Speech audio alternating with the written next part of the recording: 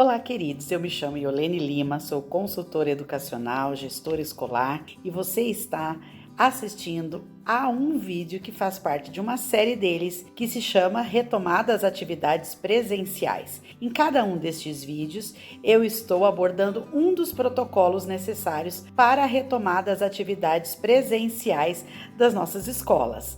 Então, o protocolo de hoje será o protocolo pedagógico. Vou deixar aqui algumas dicas, algumas reflexões, fazer alguns apontamentos para te ajudar na construção do seu documento de protocolo de retomada das atividades presenciais.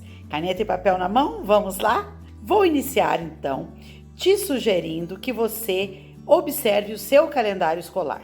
A medida provisória 934 flexibilizou os 200 dias letivos, mas está pautado lá, garantido um mínimo de 800 horas de trabalho escolar. No seu calendário escolar, juntamente com a sua matriz curricular, deve estar explicitado, por exemplo, as mudanças que você fez, como férias, datas de reuniões de pais, datas de conselho de classe e outros eventos que porventura você tinha colocado no seu calendário e por conta da pandemia você teve que suspender, ou seja, não é mais aquilo que estava planejado. Os calendários escolares, na maioria dos estados brasileiros, precisa de homologação.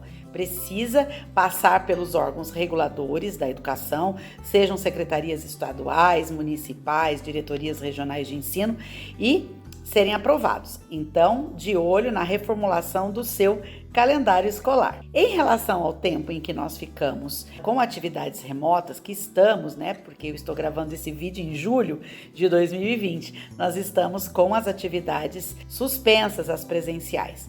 De acordo com alguns pareceres e as orientações citadas no parecer 5/2020 do Conselho Nacional de Educação, existe a necessidade do registro das atividades que estão sendo desenvolvidas ou que foram desenvolvidas durante o período em que as atividades educacionais estavam na modalidade remota. Para isso, é necessário que você elabore o plano de ação, onde conste os objetivos que você trabalhou, obviamente objetivos que você pensou da BNCC, as habilidades trabalhadas, enfim, e finalizando, como que você avaliou se essas habilidades e se esses objetivos foram atingidos.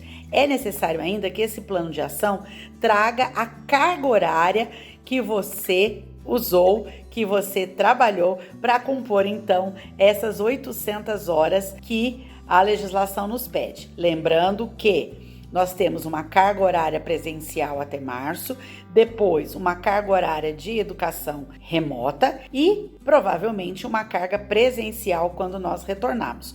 A somatória desses três universos, desses três mundos, precisa dar 800 horas no mínimo. Então, de olho aí nas atividades remotas. Ainda dentro dos protocolos pedagógicos, há de se levantar a seguinte hipótese, que ao retornarmos às atividades presenciais, muitos alunos que pertencem a grupos de risco ou que as famílias entenderem que é melhor que eles fiquem em casa, vão precisar ainda das atividades remotas. Então, faça esse levantamento, faça uma pesquisa aí com as famílias da sua escola para que você tenha a dimensão exata de quais alunos estarão envolvidos no processo de educação remota. Ainda há de se considerar que teremos colaboradores e, eventualmente, professores no meio desses colaboradores que também pertencem a um grupo de risco e que não poderão retornar às atividades presenciais. É necessário que a equipe gestora faça, então, um plano de ação de trabalho em home office para esses colaboradores. Com relação ao retorno presencial dentro dos protocolos pedagógicos, para as aulas presenciais é necessário estabelecer então a arquitetura pedagógica, o fluxo e as rotinas desse retorno. Quais são os segmentos que retornarão, quais turmas retornarão, quais alunos, em qual formato, com quanto tempo de aula. Depois que essa arquitetura for desenhada, ainda é necessário estabelecer um novo horário de aulas, pensando na questão recreios, aulas de educação física e outras atividades complementares que a escola possa oferecer. é necessário pensar ainda nesse retorno para as escolas que possuem horário de almoço, que possuem alimentação, como esse fluxo de alimentação será feito, em que horário, porque de repente você tinha um horário aí de 40 minutos, 50 minutos, e por conta agora de não podermos trabalhar com um número maior de alunos, ter que ser um número reduzido, não pode ter aglomeração, talvez você tenha aí que mobilizar alguns horários diferenciados. Para o retorno, dentro do protocolo pedagógico, também é necessário levantar a avaliação diagnóstica. Como essa avaliação será montada? Obviamente pautada nos objetivos e nas habilidades trabalhadas e que são elencadas na BNCC.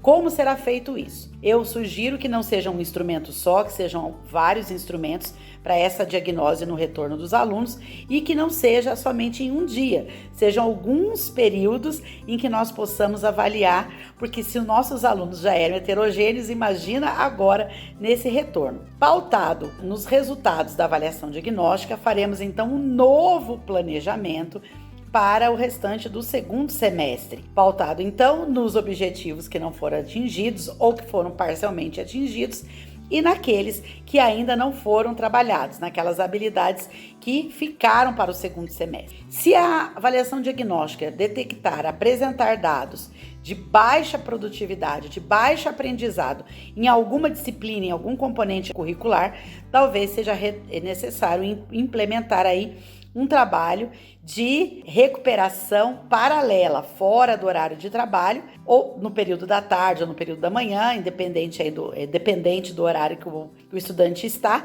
Mas, se você não tiver um local físico para que você possa oferecer as aulas, ela ainda pode funcionar no modelo híbrido, ainda mantendo as atividades remotas.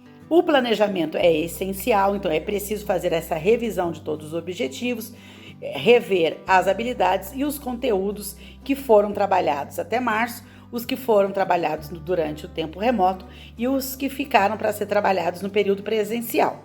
É necessário ainda, dentro dos protocolos pedagógicos, ficar atento a toda a legislação, normas, documentação interna que foi estipulada, foi normatizada para esse período e aquelas que ainda estão por vir, adequando inclusive o PDI, que é o Plano de Desenvolvimento Individual para os alunos com necessidades educacionais especiais. Então fique atento, talvez você precise, eu creio que sim, adequar o seu PDI.